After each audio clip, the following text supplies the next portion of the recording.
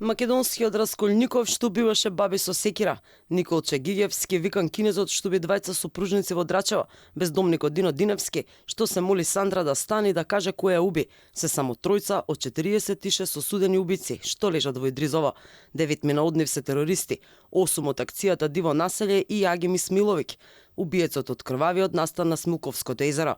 Согласно последните измени на кривичниот законник, доживотниот затвор може да биде заменет со 40 години затвор. Претходно, доживотната робија можеше да се замени со 20 години, а многу поодамна и со 15. Но дали македонскиот правосуден систем нуди ресоциализација или Идризово постои заради нехумано казнување на свирепи убици и терористи?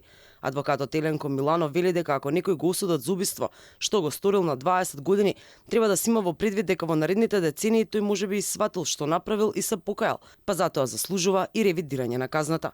Ако го почитуваме самиот принцип на пенолошкиот систем, дека е тоа ресоциализација, а не класично казнување, сметам дека секаде кај што има услови, и тоа ќе го констатираат затворските установи, воспитувачите, секако стручните лица таму, дека може да се интервенира. Еден од случаите кои ги има застапувано Миланов е убиството на Сандра од автокоманда, што се случи во 2006, за кое доживотен затвор лежи бездомникот Дино Диневски. И порече си 20 години од убиството, дел од јавноста се уште не е убедена дека Дино е силувачот и убиецот на Сандра.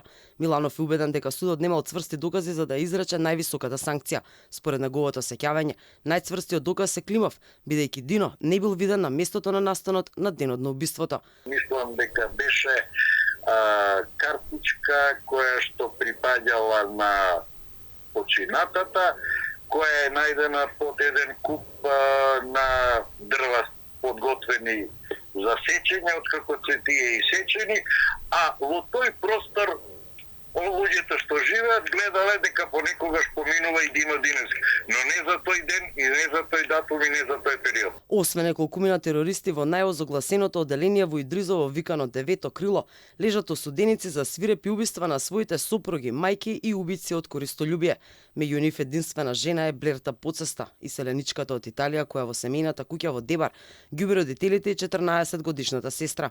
Медиумите пишуваа за мотивите на Блерта. Според едни, Поцеста си губила семејството поради пари, а за други, бидејќи родителите не ја пуштиле да се венча со италијанец. Сите овие имаат право на преиначување на казната, доживотен затвор, откако одлежале или ќе одлежат најмалку 15 години.